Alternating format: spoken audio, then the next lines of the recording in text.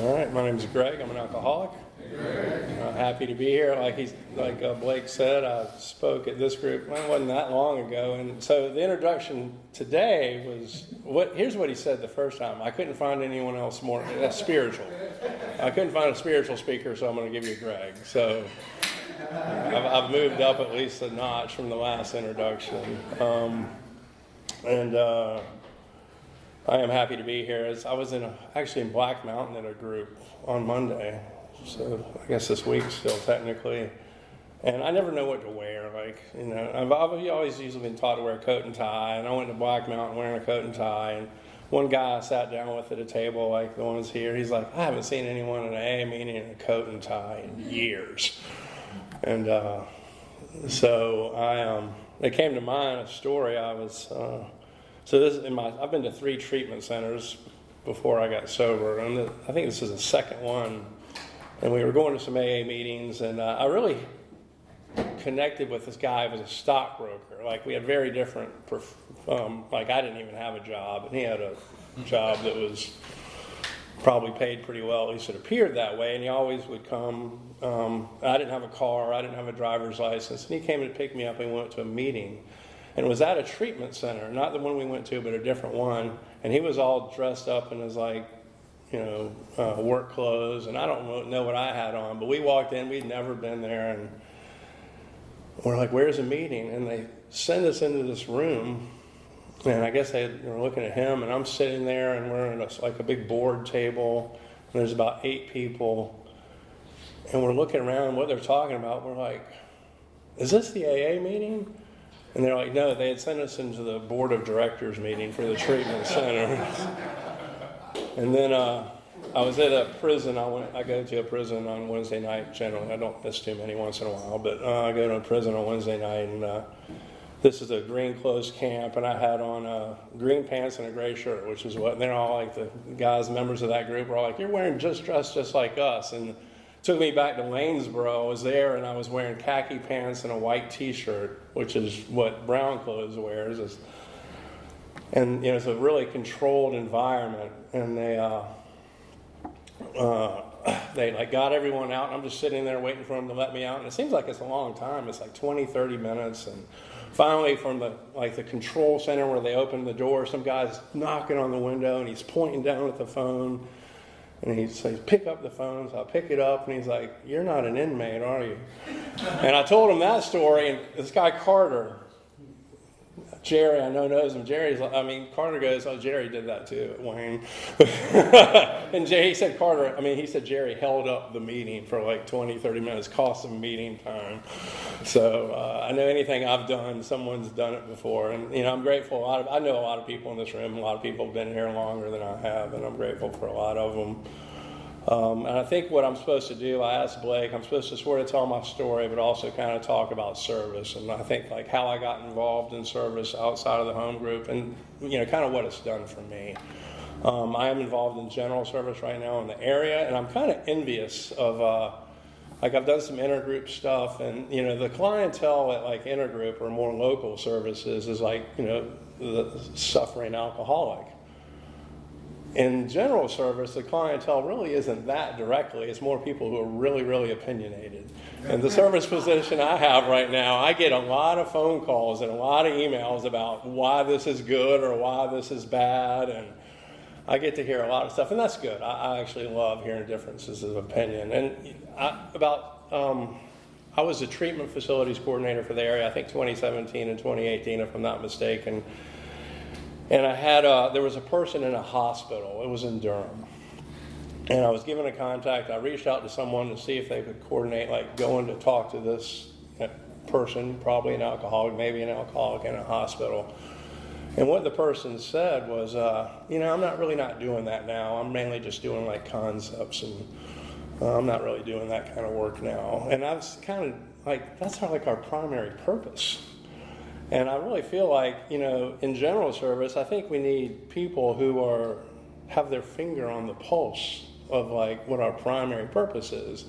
And I don't think it should be divided. Well, I do this and I don't do this. This is just my opinion, but it really kind of concerned me. And I'm not saying that's the general consensus or the most common response I got, but I've always been kind of sponsored to be involved in all 3 legacies of Alcoholics Anonymous and not be a legacy skipper, if you will, and just like skip and go to the next 2 or 3. So anyways, even though this is a lot about service outside of the home group, I think an important thing is that I do have a home group. My home group's a Third Tradition group. We meet in Charlotte, and we meet Monday night, 7:30 is the time. We meet at a church just like this, and we have a great pastor who loves Alcoholics Anonymous. And he's really, really helpful. So we have a good relationship with him.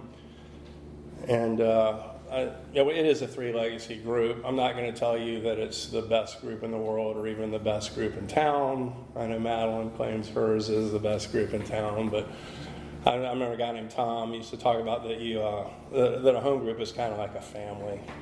And that really, you don't really say that your family's better than someone else's family. And that's just kind of stuck with me. But it's a good group of Alcoholics Anonymous. And we're active. We do CPCPI work. We do treatment facilities work. We have a corrections rep. I think that's what a group does. It's not just, we don't just meet from 7:30 to 8:30 on Monday night. And another thing we do is we participate in AA as a whole. And I'll be the first to tell you that I can get frustrated, like a business meeting, whether it's at the area or when it's been in the district or it's been even in my home group, like, why are we talking about this? Or we're not focusing on the right stuff. But, one thing I've learned is if it's important to someone else, I need to probably listen to what they have to say. And having everyone involved, I think the principle is that everyone's opinion is always going to be better than just mine. So even though I can be frustrated, I love hearing now the minority voice. I love hearing other people's perceptions because it's like if I hold up, a book or something, like Jerry and I both have the perception of it, but the bottom line is we're both blind to at least half of it. Before I forget, I have a sobriety date too. It's May 23rd, 2005. Did not pick that date. I tried to pick many other dates. New Year's Day was a common one I tried to pick. My birthday was a common one I tried to pick. I always have this way of overshooting the mark. Like I'm going to quit at midnight, and then I change my mind.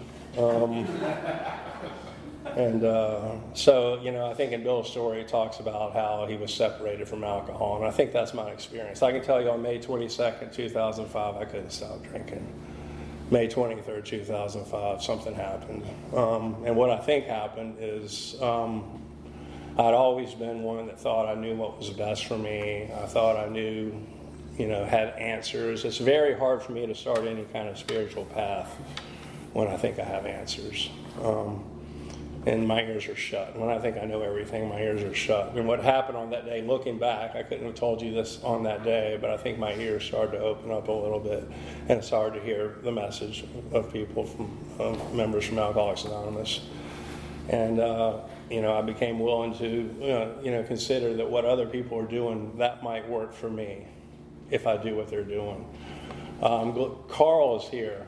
So I've known Carl. I've known a lot of people in this room for a while. I've known Carl longer than anyone in this room.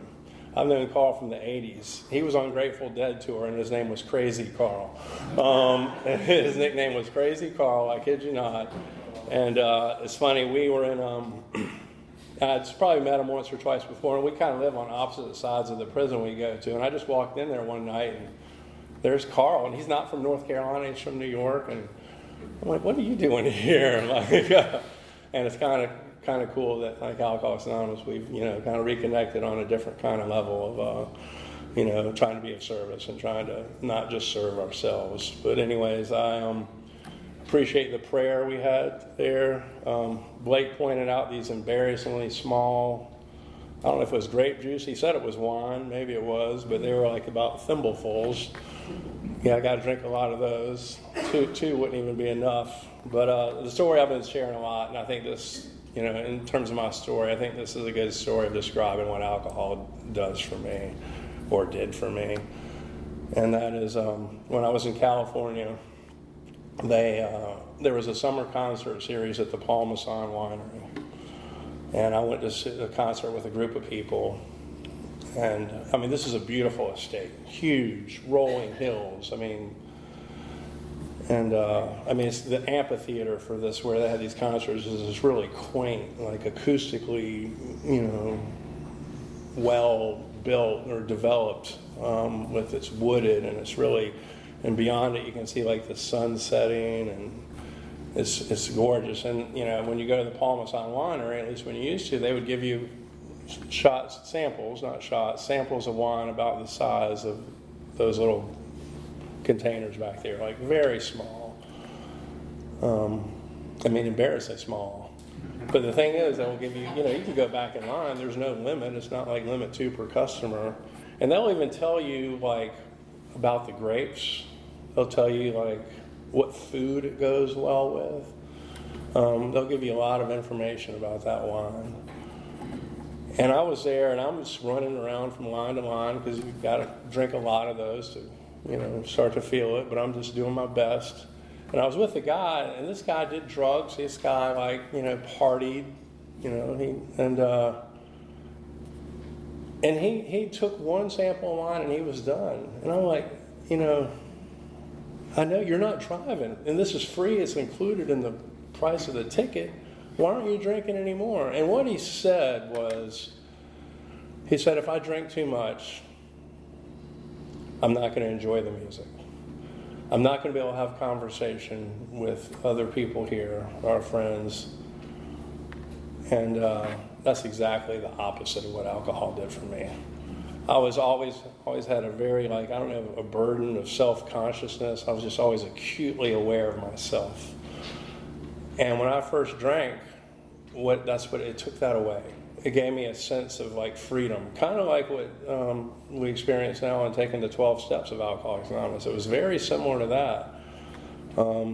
I held as long as I could, meaning I took a drink when I was 12. That's when it started for me, which I think is about the average age. I've listened to people's stories. That seems to be a standard age when a lot of us start drinking. Not all of us, but a lot of us. And so that's when I started. And I felt the effects produced by alcohol almost immediately. And I started it became more and more important, and other stuff, such as school, such as playing sports, became less and less important. And I just started to embark on a journey of trying to, recapture the process of intoxication from alcohol. I did start to do drugs. Drugs are a part of my story. I'm not going to make them a huge part tonight, but they're certainly part of my history. And I'm really grateful for our traditions. Because I think what the traditions do, they're about basically within the confines of our singleness of purpose, within the confines of alcoholism, about widening the doors of AA. Making, the doors of AA wider than my mind can wrap my brain around. And because when I got sober, I certainly didn't only drink. I had many instances where I didn't only drink. I did not have a job. I did not have any visible means of support. I was homeless. I had had some legal consequences, and I just didn't know if I would fit in AA. I didn't know. I didn't really know much about AA, so I didn't know if I would fit in AA. And when I was willing to get sober and began to talk to people, they were like, "Look, we don't care about what you've done, but let's talk about what happens when you drink." And they gave me the time that I needed to diagnose myself, to identify myself as an alcoholic. I kind of figured out somewhere along the line that once I started drinking, that I can't stop drinking. Like I told you, I tried to pick my sobriety date many times. I'm going to quit on this day. I tried to control my drinking by limiting the number I'm going to take. Just like a lot of things in our literature, most of the things in our literature, I tried, switching brands. I tried physical exercise. I tried a lot of the things, maybe even all of them, that our literature, uses as examples that we've tried. And I always overshoot the mark every single time. I say I'm going to quit drinking at 11, and I'm going back to the store at 12. I say I'm going to spend $40, and I'm going back to the ATM for another $40. And I just keep doing that over and over. What I had no idea about until I came to Alcoholics Anonymous was, and this I think is the identification, I think this is to me what's the magic of AA, And someone told me that they felt their alcoholism didn't begin until the bottle ended. So I kind of knew that I had a problem drinking. I could, get on board with that. What I had no idea about is that alcoholism affects me every bit as much when I'm not drinking as when I am drinking. And I always had good reasons not to take the first drink. A lot of evidence that would indicate that maybe it's not a good idea for me to drink. But I always have this insane idea floating around. And left to my own power, left to my own devices, that insane idea wins out every single time. I keep thinking about it, I spin it around until finally that insane idea makes perfect sense to me. I'll believe the lie, I'll quit tomorrow, or it'll be different this time. I've believed all those kinds of things. So, and when I can't drink, but then also I can't not drink, that's called being powerless over alcohol.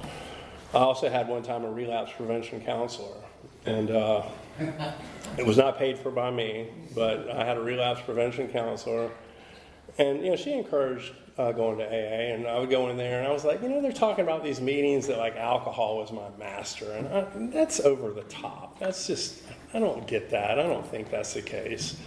But if you look at like alcohol, it told me when to get up, it told me when to go to bed, it told me if I could have a job, it told me if I could, where to spend my money, if I had any money. It basically dictated about every aspect of my life. And after a while, I came back, and not to her, because I didn't last with her very long. And I was like, well, alcohol is my master. And I'd always tried a lot of, I think information. I thought some knowledge. I thought a self-knowledge experience was the solution, not a spiritual experience. I thought a money experience was certainly the solution. I don't have a lack of power. I have a lack of cash. And I tried all these different means of, and just like a spiritual experience just did not look like a good solution. I thought it was about fixing the outside, getting everything right on the outside. And when I came to Alcoholics Anonymous, people were like, you've actually got it backwards. Everything that's meaningful, everything that's worthwhile is going to begin on the inside.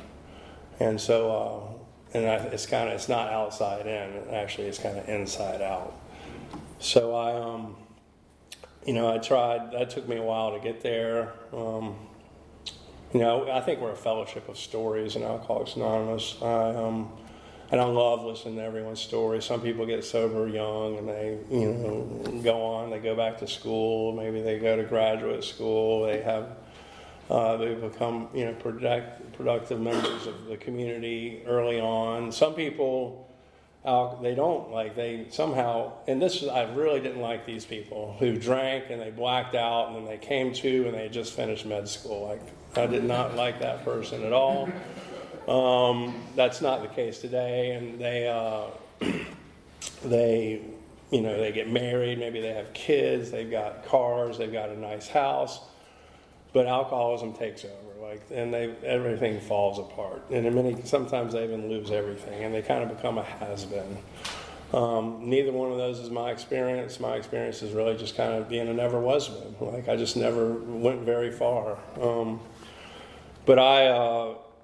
So I came to, I moved out to California. I was homeless for a while, and I tell you, homeless at 18, 19 is, it felt really kind of free. Now I had no visible means of support, but I didn't think there was any problem with it. And I stayed out there, and then I got involved in some of the activity that I talked about, was not legal activity, that involved some drugs and some sales of drugs. And money started to come my way, and I was able to buy part of a bar in a town called Santa Cruz, California. And I was a 5% owner, so I didn't really own that much of it, but I owned enough to where I could tell you I was a bar owner. And I had a role. I was booking bands at this bar. It was like a small venue, and we had live music, and that was my role, was to book bands. And I did well just for a short period of time because I really couldn't keep my responsibility. I think the Grapevine quote today talked about how Bill, one of our co-founders, talks about how spiritual growth kind of funnels down to like humility and responsibility. Neither one of those was my strong suit. Or, I've gotten, humility still is probably, like ego really is my problem. But I just wasn't responsible, and I just was not willing to keep that responsibility. And so my role fell apart. I ended up leaving town.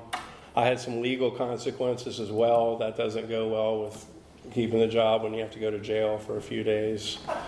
And I got arrested, and I had to go to I chose to go to a jury trial. I was facing a small amount of time in the jail, like under a year. It wouldn't have been prison time; it would have been jail time.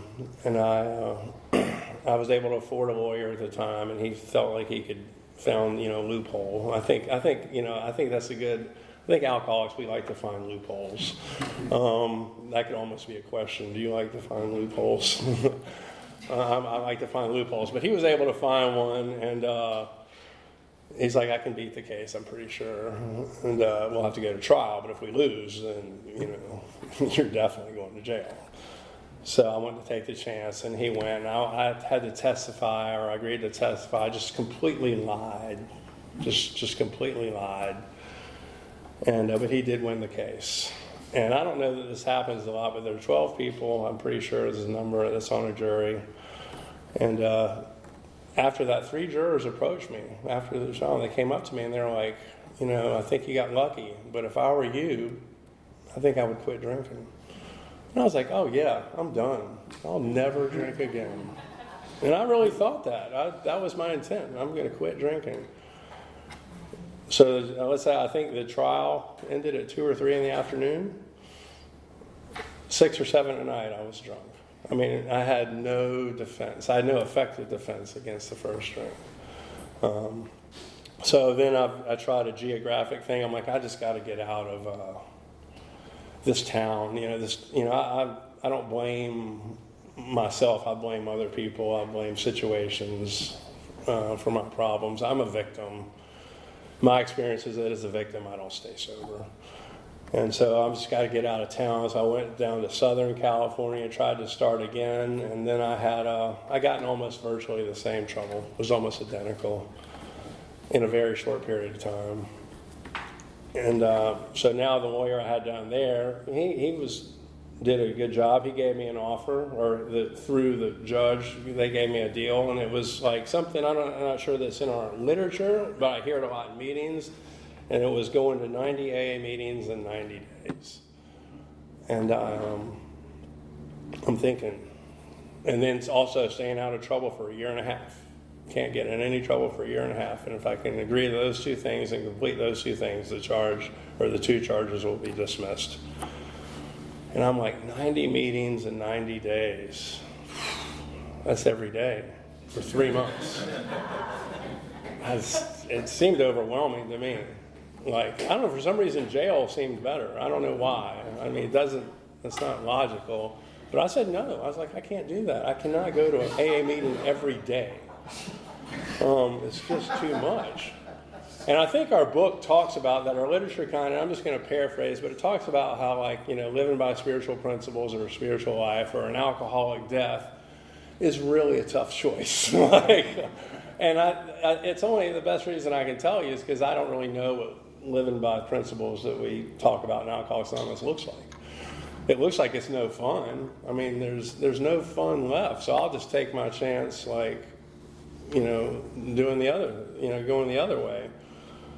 And but I declined that. I think the judge was probably confused. The lawyer was definitely like, really, this is not a bad deal at all.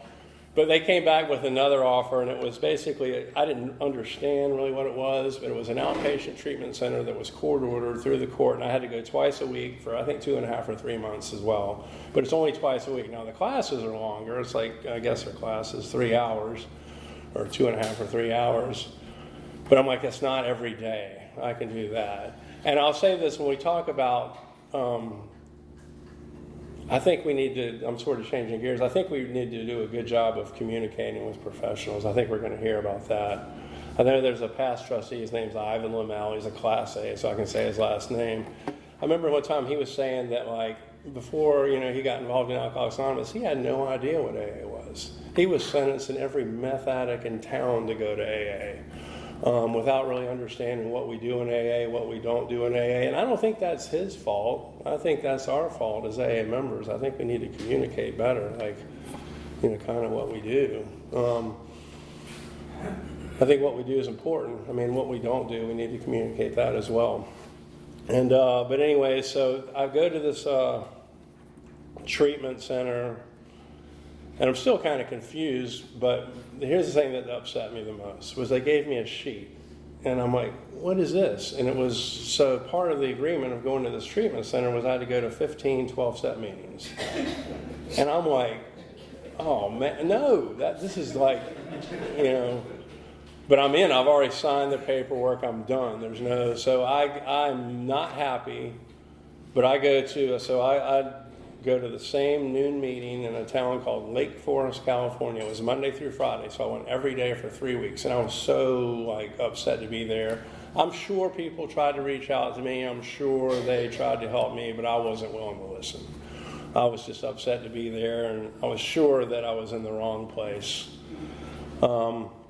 Anyways, I got through that treatment center. They did not vote me most likely to stay sober. I don't think I was. I wasn't staying sober, in fact, during it, so they really didn't vote me that. But I did complete it, and it was not looking good staying out of trouble for a year and a half. It was looking like it is not going to happen. And I've already pled guilty to something, so then if I get caught, whatever I get caught with, I could face charges for that, and I definitely will face the consequences for what I pled guilty to. So again, California, the whole state of California is wrong. I just really need to get out of California. So that's when I moved back to North Carolina. And I moved in with my parents, who were living in a retirement home. And so I'm the only person in this whole community that's not 65 or over. And I'm living in a retirement home, and I'm causing my family problems. And it's not because I'm trying to hurt them. It's because I can't think about them. I can't think about anyone but myself. I think alcoholism doesn't allow me to put myself in anyone else's shoes. It doesn't allow me to consider how my actions might affect someone else.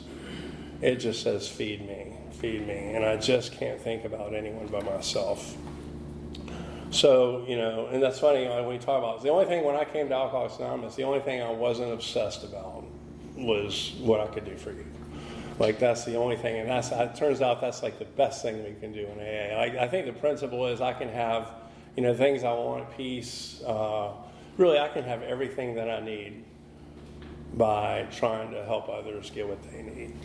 And that doesn't really make sense to me. It doesn't really resonate. It's just not, it's uncommon sense. It's not common sense. So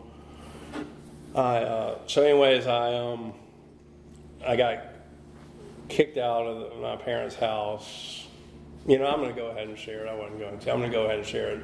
So my parents went out of town for the weekend, and they were going to they did let me stay there. They just gave me a few simple, things to do: water the plants, feed the dog, and keep the place clean. And we're leaving on Friday. We'll be back on Sunday. So my mother was sober. I don't think I said that. My mother is a sober member of Alcoholics Anonymous. My dad has no drinking problems. My dad was a surgeon, and so for sure he's got to have some pills. What surgeon who has access to pills won't have pills? So I'm going to find some pills, because alcohol, I wouldn't say it wasn't getting me drunk, but it wasn't giving me the same sense of freedom that it once had. It wasn't really working in the same way. So I just need to crank it up a notch. So that's what I try to do. And I look at my dad's medicine cabinet, and there's no pills. And I'm I'm kind of baffled, because why wouldn't a surgeon have pills, just in case? And then, so I looked at my mom's medicine cabinet, and there was a bottle in there, and that bottle had a red sticker. I had no idea what it was, but what the red sticker said was, "Do not mix with alcohol." So that's, that's a good start. So I'm going to give it a go, and I gave it a go, and I took them all. I took the whole bottle, and I didn't die. I didn't even black out. I didn't have to go to the hospital, but I can tell you I didn't feel well the next day. And I decided, my parents had a computer. I don't think we were doing Google at the time, but I kind of, when I got sober, I did not know how to send an email. Definitely didn't know how to do an attachment. I didn't really know much about computers. Everything that I've learned has been since I've been a sober member of Alcoholics Anonymous. But I knew how to type in. I just took exactly what was on my bottle. I just typed some long name and just typed it in there and just to see what came up. And what came up was I had taken an estrogen supplement for women who've gone through menopause. So, that was my best thinking. That was, my best thinking was, and I know Jerry took mange medicine. I wish I would have taken that because he's got this nice hair, and I'm, bald. And Jerry, the bigger the hair, the closer to God, right? So, I did, so then I got kicked out, and now I'm homeless again, and just, homeless at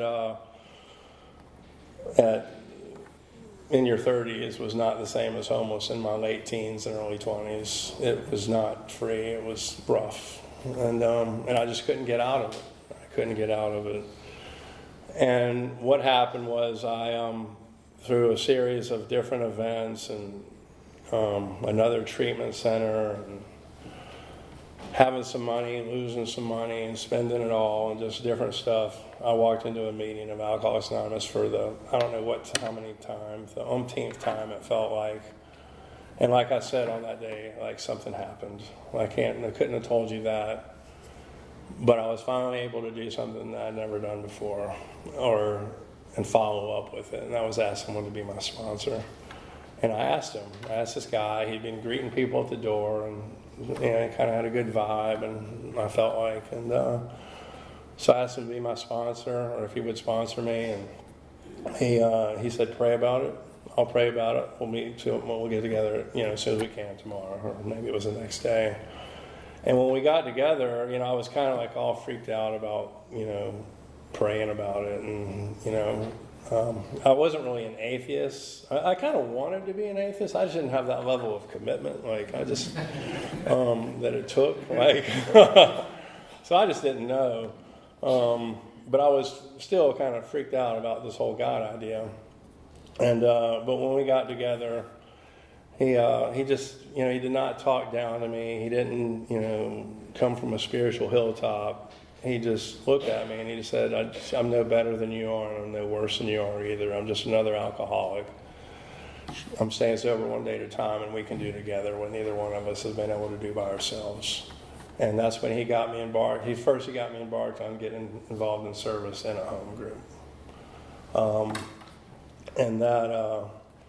And from there, and we took a very important thing is we started to take the 12 steps. He took me through the 12 steps of Alcoholics Anonymous, which I think are these ridiculously simple actions. But if I take them and I practice them and I make them a way of life, I'm going to get results that I've never gotten before, and that's been my experience. And so my first service position in the home group was doing coffee, and I was like, oh God, this is... Because he didn't ask me. He didn't consult my, should I, can you do this? He didn't know that I might have a really busy schedule. I mean, I didn't have a job. I really, there was no reason I looked busy, but he didn't ask me. And so he signed me up to make coffee, and I was like, God, now I'm going to be raking his leaves. I see where this is going. I'm going to be washing his car. And but when I showed up, whatever night it was, the next Monday at 6:30 to make coffee, he was there. And just he didn't, I'm really grateful he wasn't a give me orders sponsor, or he wasn't a tell me sponsor, he was a show me sponsor. And like many things in Alcoholics Anonymous, we did it together. And I got involved, and then so I was staying sober, and just like kind of, in those promises that come after steps 8 and 9, one day it just kind of hit me that, wow, God's been doing for me what I haven't been able to do for myself. I have a job. My job today is like, I work with arborists. I work for a tree service. I do sales and project management. What I started off doing was like plant healthcare kind of stuff. I was fertilizing trees. I was, spraying trees and taking care of trees. And, it just hit me one day that the little trees, here I am, I'm taking actions. I'm putting, fertilizer in the ground and stuff like that. But the bottom line is I don't have the power to make this tree grow. That's something much greater than me that's involved in that. And that's kind of been my, understanding of God. I don't know if it's my understanding or my misunderstanding or maybe the God that I just want to understand. But it's just real simple for me. And I was kind of taught, that it's really not about belief in God. It's really about being awake to the presence of God. We're looking for being God conscious as we go through the book. And just like I was asleep last night, I didn't know I was asleep until I woke up this morning. I think you can say the same thing spiritually. I didn't know I was asleep until I woke up. Now, it's intermittent for me. I'm not like, all spiritually awake all the time, but it's a whole lot more than it used to be. Anyway, so then, and I got sponsored into going into treatment facilities. So I guess that's kind of my first thing that I started to do outside of the group. So I started going into treatment facilities. And I've been kind of sponsored in a way with the schedule that I have, is that I should try and go to somewhere if I can really each week. Go to a place that I don't want to end up. And I started getting involved in committees. And I think committees or this kind of work, it can be overwhelming, because it feels like sometimes that everyone, it seems like a lot of work for just a few people. But I think the idea or the principle is that if everyone can do just a little bit, we can get a whole lot done. And it really is much more piecemeal, like, you can do this right now and you do this. And especially if we don't worry about who gets credit for it, we can really get a lot done. So I started going into treatment facilities, and, I've kind of, a guy I know, he's not alive now, but he used to always say that he doesn't have a problem that a newcomer can't solve. And somehow I would go into these facilities, these detoxes, and I remember one time I left, and we went over to the Harris Teeter a little bit later, and the guy had just gotten out of detox, and he said he would see us at the meeting, and we saw him, and he was kind of ducking and dodging us, and he had beer in his hand. And we were like, yes, we ruined his drinking. So, and I don't really get to see that result. A lot of the service that we do, we don't really get to see, firsthand the result of it. I can tell you, I know I don't want to step on anyone's toes. I was doing a CPC event. I think this was 2019. I was at the North Carolina Nurses Association, and their annual convention or conference or whatever they call it. And I'd arranged, the rate was really good. They gave me a nonprofit rate. They gave the area a nonprofit rate. And so I set up a booth there for a couple days and was talking to a lot of nurses. And you'd be surprised how many of them don't know much about Alcoholics Anonymous. I mean, you would think in this day and age, on one hand, that they are really familiar with it, because many of us are, but that's not really the case. And I think she was the president, or she was somewhere involved in the organization of that event. And she was doing her rounds. She was just going around. She was just thanking, people for having booze and things. And she comes up to my little booth, and she's like, and she actually pulls me over her side, and she walks, kind of around the corner, and she's, I really want to thank you for being here. And I was like, well, just thank you for allowing us to come. And she's like, no, you don't understand. We didn't know about Alcoholics Anonymous. And our son had a drinking problem, and we couldn't help him at all. We tried everything. We tried throwing money at the problem. He wouldn't happen. And he got involved in Alcoholics Anonymous, and he got one of those, what do you call them, sponsors, and he's on a different footing now. And a year or 2 or 3 or whatever he had. And she's like, I really see how Alcoholics Anonymous works, or that it does work. And that's not what I had done that weekend. Someone, somewhere along the line before that, had done that work to make that available. And I know this is a lot about effectiveness, and I know some people agree with me on this, and some people may totally disagree with me, and I think that's great. I personally think sometimes we spend a whole lot of time talking about words and pamphlets and things like that. And we're not talking about reaching alcoholics. That's just my opinion. One of the founders of this group, or the group that meets at this location, used to talk sometimes about how there's a difference between activity and effectiveness. And I really think that's true based on my experience and my observation. But I was at at UNC Wilmington at this event for, it was called the Addiction Professionals of North Carolina. They were like fall event, conference, whatever they call it. And there was an Indian, she was a Lumbee Indian. And I had pamphlets, I had a literature rack. And this was the atheist and agnostic, or it was the one for atheists that we borrowed from the UK. And she grabbed that pamphlet, and she was like, my brother, until he saw this pamphlet. I'm the one that's not always big. I think we might have too many pamphlets. Here's an example of this pamphlet apparently really helped someone else. So I'm not always right. I'm clear on that. But again, someone had showed up at an event somewhere or put that pamphlet somewhere where it was accessible to the public. And so, that person who did that probably doesn't get to see what happened as a result of that. Now, the good part is, or the good part for me is that, if I get too much credit, I'm the one that, I like to get recognized. I have a problem with ego. It's probably a whole lot better if I don't get recognized. And so that probably works out really well.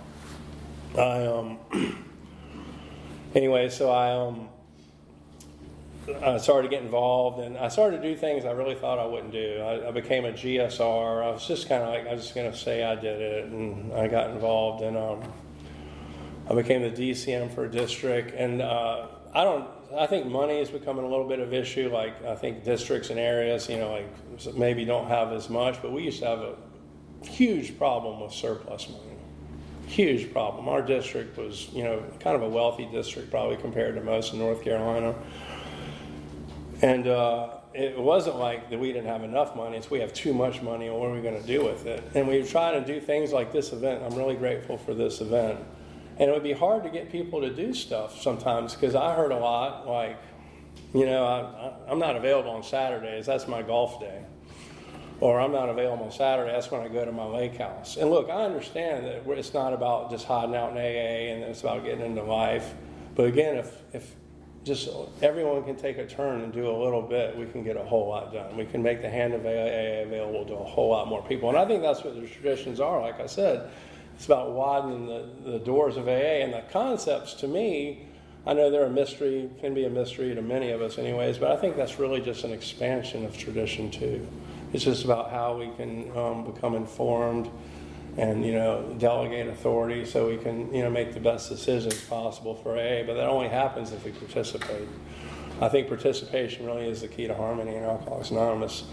And, I know there's been a lot of issues that have, maybe have been a little divisive regarding AA as a whole, maybe, disrupted unity. That doesn't totally bother me. I don't think controversy is really the problem. I think apathy is really, it's when we get to be like, well, I don't care anymore. So that's what I want to, I want to be involved in Alcoholics Anonymous, because what it's done for me is, well, it's given me about everything. I don't know if it's probably saved my life. I think that'd be a reasonable thing to say, but it's certainly given me a whole lot better life than I ever had before. And I feel like it's my responsibility or my obligation. I could never repay back what AA has done for me, but I can try. And I can try by doing service. I can try, and how I live. So,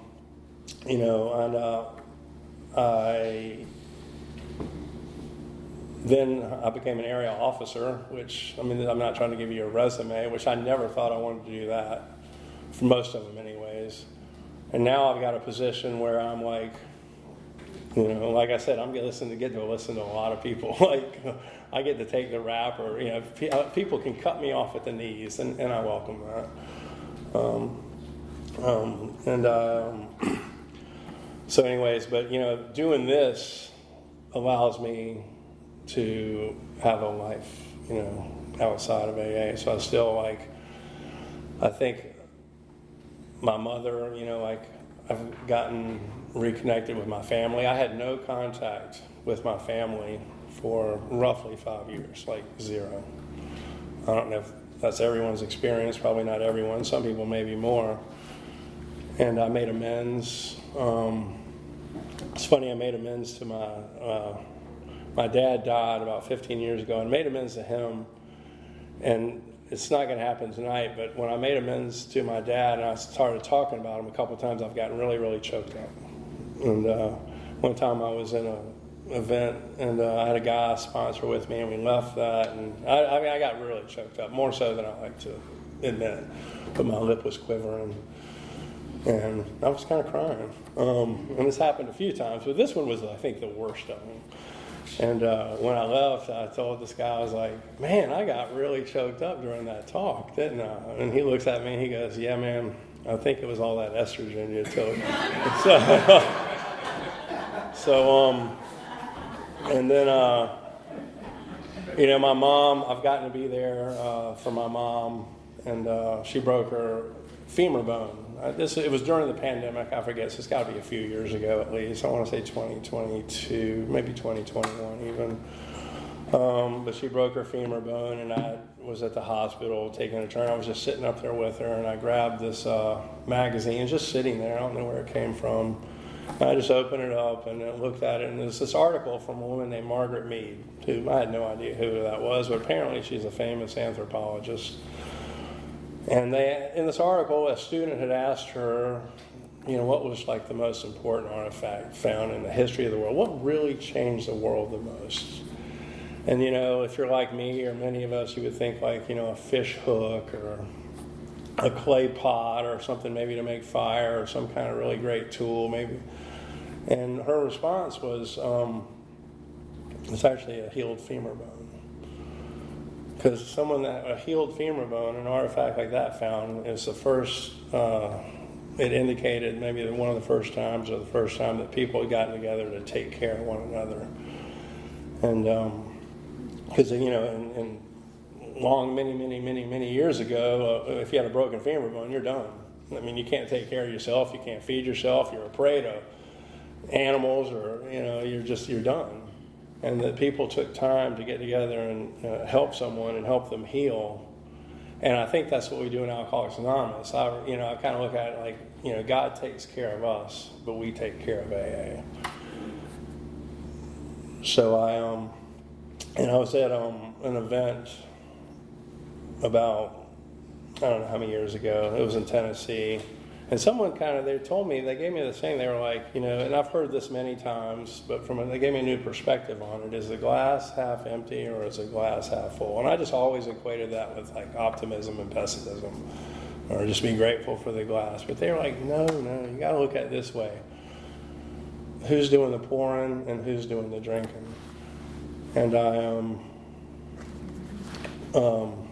you know, and the principle, I think, is that if I'm doing the drinking, that means I'm just taking, like I've done for much of my time, and I'm just taking, and I'm just always thinking about me. And when I'm always thinking about me, like, people are doing me wrong. I'm overpaid, or I'm underpaid, I'm underpaid at work, or my boss is a jerk, or whatever it is. And I'm you know, and from that perspective, the glass is half empty, because it could be better. But if I can shift that and start to, you know, think about others, it's like, you know, a whole world opens up. Like, darkness becomes light. And I have much more gratitude. And when I'm, you know, helping others, I think gratitude, when I'm really grateful, I think I'm more loving, I'm less selfish, more selfless, I'm more tolerant. And I think for reasons like that, I'm probably a little bit more connected to God. So like just living the principle of what I can do, just not for myself, but what I can do for others, how I can be of service, is probably more than any principle, or at least as much as any principle, changed my life completely. I was going to say something else, but I forgot. Anyways, I want to thank Blank again for inviting me, and for all of District 2 to have this event. It's really good. I think events like this that have a purpose of trying to be effective in service work is always a good thing. And I'm really looking forward to the workshops upcoming. The topics that were picked by the group or the district or Blake or whoever did them, I think are probably 3 about my favorite ones: treatment, CPCPI, and corrections. Other stuff, sometimes I can get in the weeds, but it's just easy for me to connect it to our primary purpose and really how we can help an alcoholic. And I think everything we do in AA, I don't care if we're having a group anniversary or a meeting, or we're having a district inventory, or we're having an area assembly, or whatever it is, everything we do in alcoholics really funnels down to one thing, and that's how we can make one alcoholic to another relating to another alcoholic more possible, how we can basically do more and better 12-step work. And so, I hope I continue to stay active in all 3 legacies of AA, because it's changed me. It's changed my life. And I hope I didn't go too far off the rails from what I was asked to do. And thanks again for having me.